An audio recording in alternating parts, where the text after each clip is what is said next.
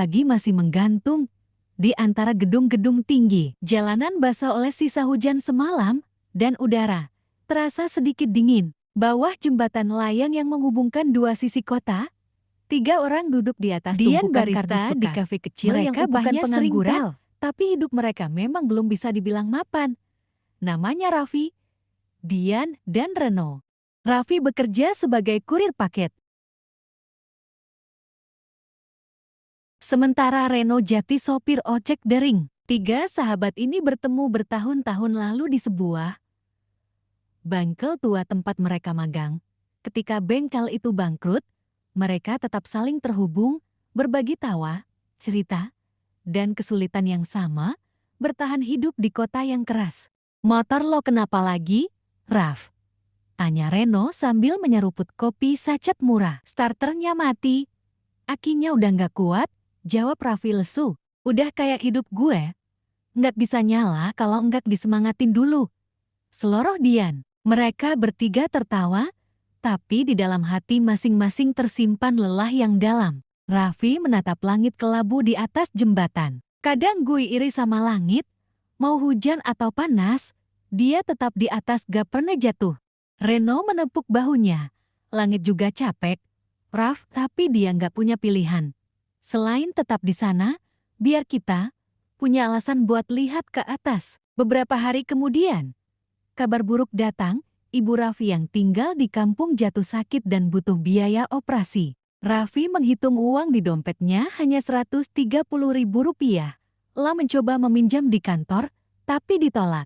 Sore itu, Raffi duduk sendiri di bawah jembatan. Dian datang membawa 2 kotak nasi sisa dari kafe. Gue dapat jatah lebih, nih, katanya sambil memberikan 1 kotak. Lo makan aja, Di. Gue nggak lapar. Dian melipat tangannya. Lo selalu gitu? Mau nolong orang, tapi lupa nolong diri sendiri. Beberapa saat kemudian Reno datang dengan kabar.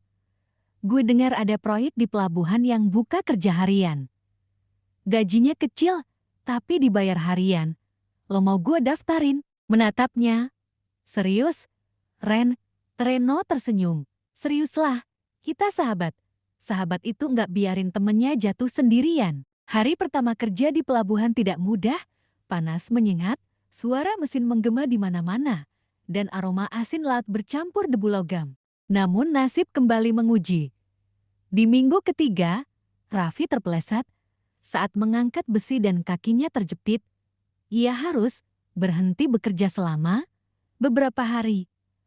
Bos proyek memotong gajinya. Dian datang menjenguknya di kontrakan sempit yang mereka sewa bertiga. Lo istirahat dulu aja, Raf. Kaki lo harus sembuh. Raffi menggeleng, kalau gue nggak kerja, gue nggak bisa kirim uang ke rumah. Dian menatapnya pelan. Lo nggak akan bisa bantu siapapun kalau diri lo aja rusak. Kadang, bertahan itu bukan cuma soal kerja keras, tapi tahu kapan harus berhenti.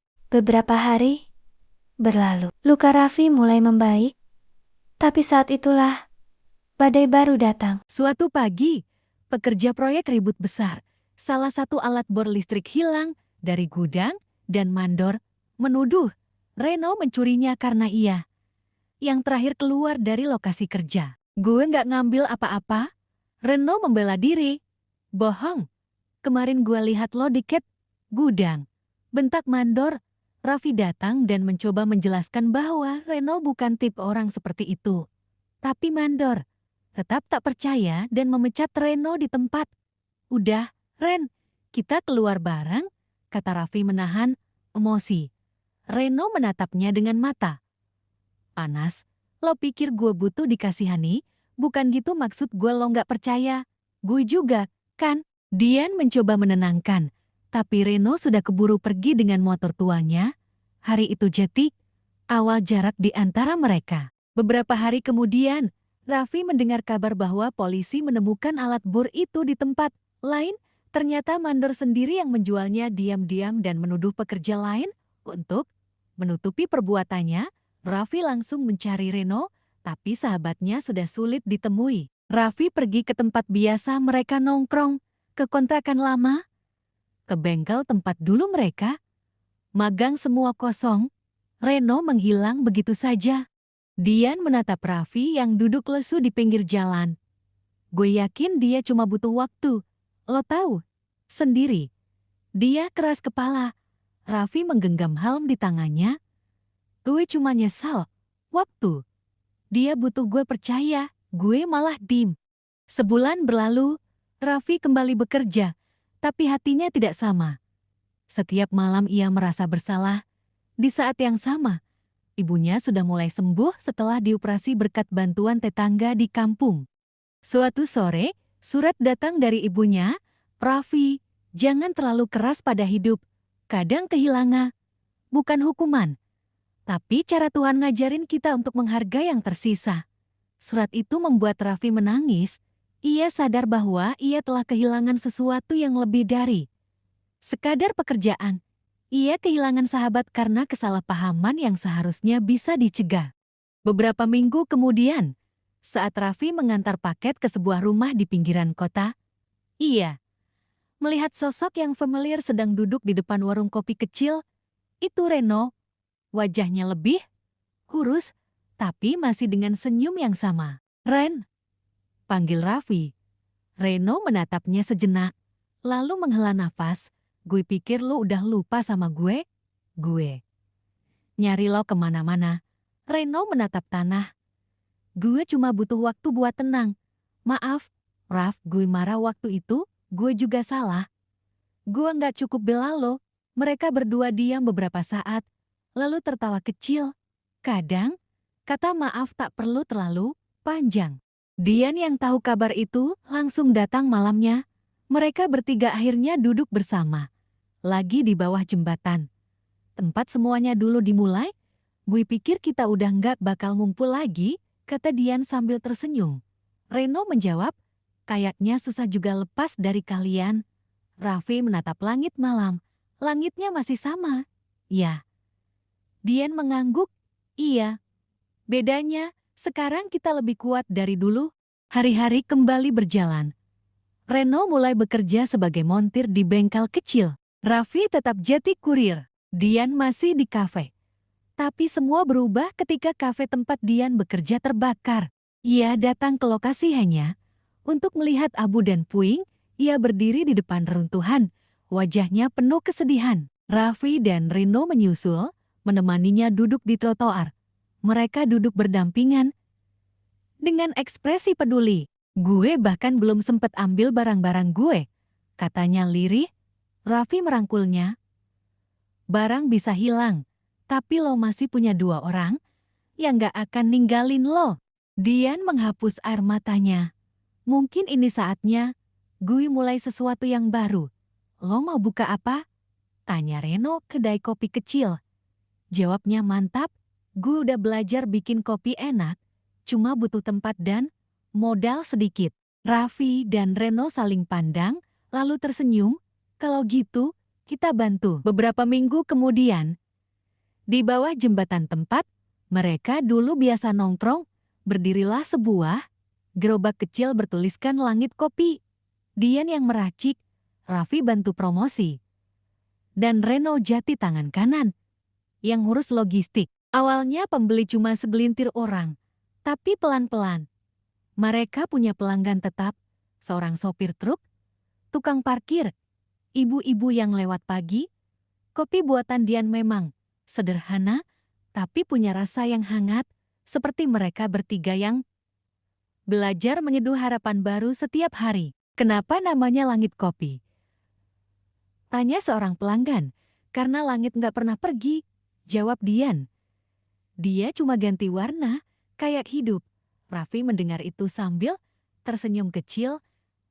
Ia menatap jembatan di atas mereka tempat dulu jadi saksi tawa, air mata, dan segala bentuk perjuangan. Waktu berjalan cepat.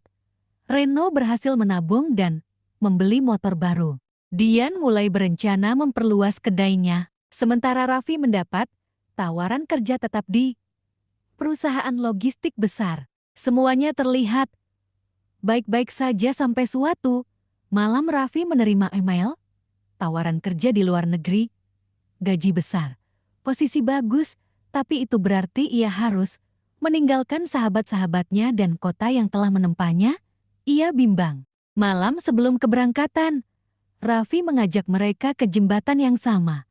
Kalau gue berangkat, kalian bakal inget gue, kan? Tanyanya setengah bercanda. Reno menepuk pundaknya. Lo pikir bisa kabur dari kenangan? Dian menatapnya lembut.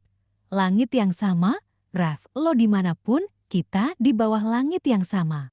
Mereka berpelukan lama di tengah angin malam. Setahun berlalu, kedai langit kopi kini jati, Langit dan 3 sahabat Caf, Reno yang mengelola, Dian tetap jadi peracik kopi andalan, Raffi belum pulang. Tapi ia rutin mengirim kabar, uang, dan kadang pesan suara. Setahun berlalu, kedai langit kopi kini jati, Langit dan 3 sahabat Caf, Reno yang mengelola, Dian tetap jadi peracik, kopi andalan, Raffi belum pulang. Tapi ia rutin mengirim kabar, uang dan kadang pesan suara. Suatu pagi, saat matahari baru naik, seseorang datang ke kafe itu, jaket abu-abu, helm di tangan, wajahnya teduh. Reno yang sedang menyiapkan mesin kopi. Menatapnya tak percaya. Raffi tersenyum, gue pulang. Dian keluar dari dapur. Dan tanpa banyak kata, mereka bertiga saling berpelukan. Di sudut dinding kafe tergantung papan kecil bertuliskan, didedikasikan untuk persahabatan yang tidak lekang oleh waktu. Langit di atas kota hari. Tampak biru sekali, tidak ada istana, tidak ada mahkota, tidak ada gelar kehormatan, hanya 3 sahabat yang tetap setia, meski hidup berkali-kali menjatuhkan mereka. Karena pada akhirnya, kesetiaan memang tak butuh panggung besar untuk terlihat, cukup ada hati yang tetap bertahan, dan langit yang selalu menyaksikan.